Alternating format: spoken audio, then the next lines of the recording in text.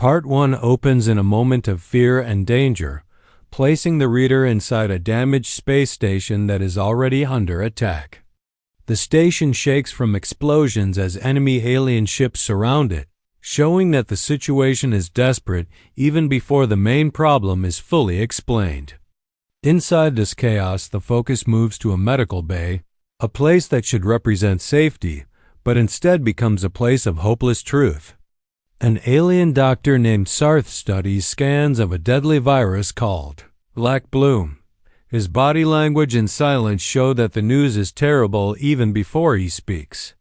When he finally says that there is no cure, the words feel like a death sentence, not just for one person, but for many species. The virus is not a normal illness. It is alive in a cruel way, learning and changing faster than any medicine can stop it. It was first created by the alien Car Dominion as a weapon, but it escaped their control, proving that their own cruelty has come back to destroy them. The virus has already wiped out entire alien crews, and now it has crossed into humans, raising the stakes to the survival of Earth itself. The story then centers on Captain Elias Rook, a human soldier who is already infected. His blackened veins and weakening body show that death is close, yet his calm behavior shows his strong will. Unlike the aliens around him, Elias does not panic. He listens, asks clear questions, and accepts the truth of his situation. This calm reaction highlights a key human trait, the ability to face death without surrendering to fear. General Mara Chun represents humanity's military strength and emotional weight. She understands that even if the war against the Car can be won, the virus could still destroy everything humans love. Her presence connects the medical crisis to the larger space war happening outside, where ships are exploding and lives are being lost every second. The pressure from both the battle and the virus creates a feeling that time is running out. Elias then shifts the direction of the story by questioning the nature of the virus itself. When he learns that the virus adapts and learns, he realizes that fighting it with normal medicine is useless. Instead of seeing this as the end, he sees it as an opening. His decision to inject himself with a dangerous mix of failed cures and combat drugs is the turning point of the story. This act is not shown as reckless madness, but as a calculated sacrifice. Elias understands that his body may not survive, but he also understands that humans have something special, bodies that can endure pain, stress, and chaos in ways other species cannot. When he injects himself, the pain is described as extreme and overwhelming, showing the cost of his choice. His scream and collapse remind the reader that bravery does not remove suffering. At the same time, the station continues to shake, and the war does not stop just because one man is fighting for his life. This balance keeps the tension high and shows that Elias's struggle is part of something much bigger. Sarth's shock at Elias's action reveals how different humans are from other species. Where aliens see rules, limits, and certainty, humans see chances and risks worth taking. The final lines of the opening section make it clear that Elias has not simply accepted death. By saying he became the test, he turns hopelessness into action. This moment defines the theme of the story. When the universe says something is impossible, humans respond by proving that limits can be challenged. The part ends with the sense that something has changed. The virus has met a new enemy inside Elias, and the war outside mirrors the war now happening within his body. Fear is still present, but it is now mixed with defiance and determination. The reader is left with the feeling that humanity may be weaker in numbers and technology, but it has a dangerous strength of will, and that strength has just been unleashed. Part 2 of the story begins with the aftermath of Elias, Rook's bold decision to inject himself with a dangerous mixture of failed cures and combat drugs, marking the moment when the human body becomes the battlefield for survival. As Elias struggles internally, humanity is simultaneously engaged in a desperate war against the Car Dominion in space. The narrative expands to show the scale of this conflict, emphasizing the vulnerability of humans compared to the car fleet, which is larger, more advanced, and heavily armed. Despite this, humans do not rely on sheer strength or technology alone. Instead, they fight with ingenuity, determination, and courage, turning their disadvantages into tactical advantages. The story focuses on the human fleet, with ships moving in formation, railguns firing bright streaks of energy across the darkness of space, and smaller fighter craft weaving between enemy fire. Each maneuver shows the creativity and adaptability of human pilots who are willing to risk everything to survive. The tension in the battle scenes mirrors the intensity of Ilias's internal fight, creating a parallel between the struggle within one human body and the struggle of humanity as a species. Meanwhile, in the medical bay, Elias writhes in pain as his body reacts to the virus and the experimental injection. His veins glow faintly as the black bloom virus fights to adapt and survive, but it finds itself confused by the complexity of the human immune system. Sarth, the alien doctor, works frantically, observing Elias's cells and noting unprecedented changes. He realizes that Elias's body is creating unpredictable responses, attacking the virus from multiple directions simultaneously. This scene highlights a central theme of the story: the unique adaptability and resilience of humans. Elias's suffering is extreme, and yet it is coupled with a sense of purpose. He is not merely surviving. He is actively reshaping the virus into something it cannot withstand. The story emphasizes the physical cost of this process, showing Elias coughing blood, screaming in pain, and feeling his muscles and bones pushed beyond normal limits. His endurance and courage underline the human ability to face suffering without surrendering to despair. Outside the medical bay, the space battle intensifies. The car respond to human advances with deadly force, firing plasma storms that tear through ships and destroy entire squads of fighters. Human losses are heavy, but their strategy, courage, and quick thinking allow them to keep pushing forward. Each victory, no matter how small, demonstrates the persistence and ingenuity of humanity, turning the tide slowly despite overwhelming odds. The narrative also introduces moments of emotional tension and leadership under pressure. General Mara Chun coordinates attacks, motivates the crew, and makes hard decisions in the face of almost certain loss. Her interactions with Elias and the rest of the human forces show the emotional cost of leadership, especially when the people being led are putting themselves in mortal danger. As humans fight outside, Elias becomes a symbol of hope inside, his body acting as a living laboratory against the virus. Sarth observes, shocked by the speed and effectiveness of the human immune response.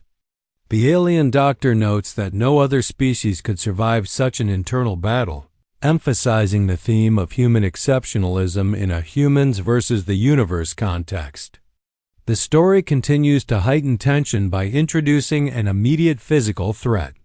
Car-shock troops board the station during the chaos of the virus-fighting experiment. This forces Elias to confront danger not only internally, but also externally. Despite his weakened state, he fights with astonishing strength and speed, moving faster than any human should be capable of. His body, transformed by the experimental injection, becomes a weapon. His combat ability demonstrates the interconnectedness of human courage, ingenuity, and physical endurance, blurring the lines between survival, adaptation, and heroism. The fight inside the station is brutal. Car soldiers are described as tall, armored, and deadly. Yet Elias uses his intelligence and raw human willpower to outmaneuver them. He adapts to the threat in real time, improvising weapons and tactics, reflecting the broader human strategy in space, innovation under pressure. After the battle, the medical bay is left in ruins, smoke hanging in the air, but Elias stands victorious. His veins return to normal, signaling that his body has gained control over the virus.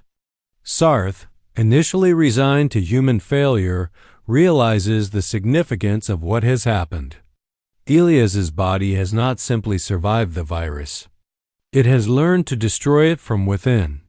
The alien's astonishment contrasts with the human's relentless determination.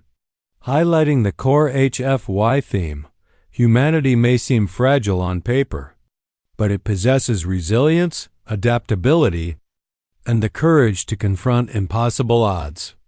The story also shows the synchronization between human efforts inside the station and the broader space conflict. The human fleet, emboldened by Elias's survival and transformation, continues to fight, pushing the car back toward their command ship. Mara Chun's leadership and Elias's internal victory create a sense of momentum.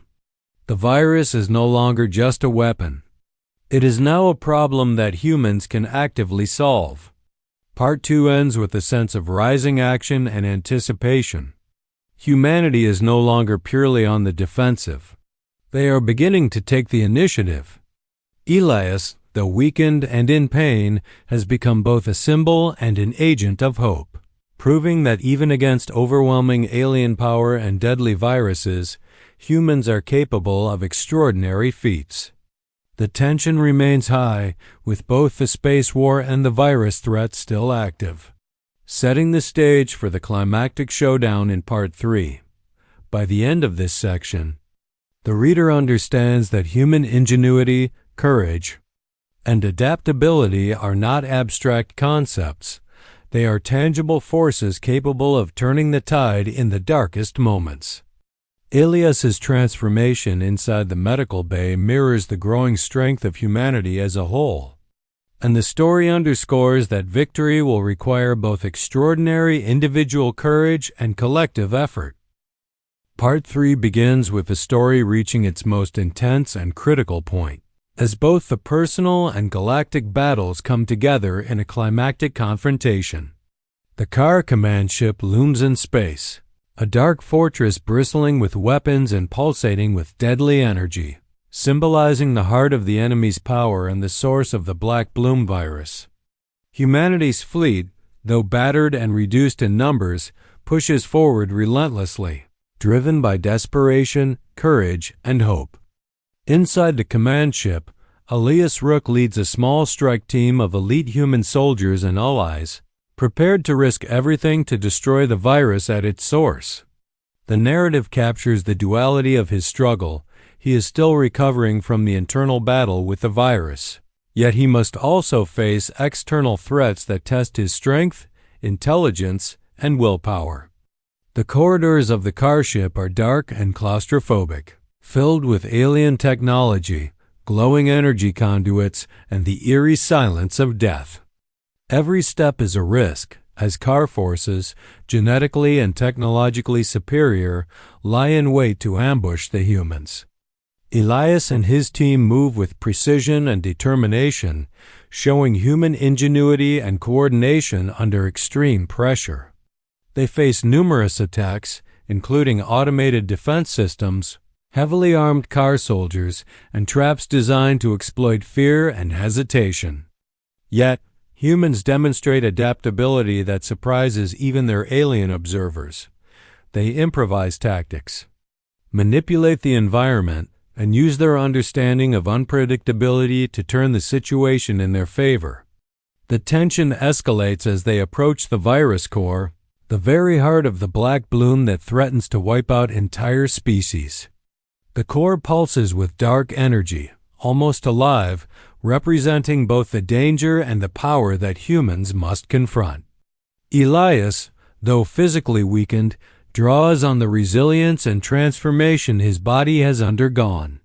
His immune system, trained to fight the virus internally, gives him an edge. He can survive conditions and threats that would destroy ordinary humans. The story emphasizes the extraordinary nature of human courage and endurance, showing that physical and mental limits can be pushed beyond expectation when survival and the greater good demand it. The final confrontation occurs when the car overlord appears, embodying the ultimate challenge for Elias and humanity. The overlord is confident, believing that humans are inferior and destined to fail. Yet, Elias's response is a mixture of defiance, strategy, and raw courage, demonstrating that human determination can confront even the most powerful adversaries. The battle is brutal and cinematic. Weapons clash, energy crackles, and the corridor shakes with each strike. Elias uses his body's enhanced capabilities to anticipate attacks, counter the Overlord's superior strength, and adapt his strategy in real time. This emphasizes a central HFY theme. Humans are not defined solely by their technology or numbers, but by their creativity, courage, and ability to endure hardship. As the struggle reaches its peak, Elias drives a blade into the virus core, an act that represents both literal and symbolic victory. The virus screams in the narrative as it is destroyed from within, echoing the earlier internal battle but on a universal scale. This moment shows that the human solution is not only individual courage, but also a synthesis of sacrifice, intelligence, and adaptability applied on a larger scale. The destruction of the command chip and the virus core triggers a chain reaction across the car fleet. Ships begin to retreat, communications collapse, and the once dominant enemy loses cohesion. Humanity, though battered and scarred, emerges not just surviving but victorious.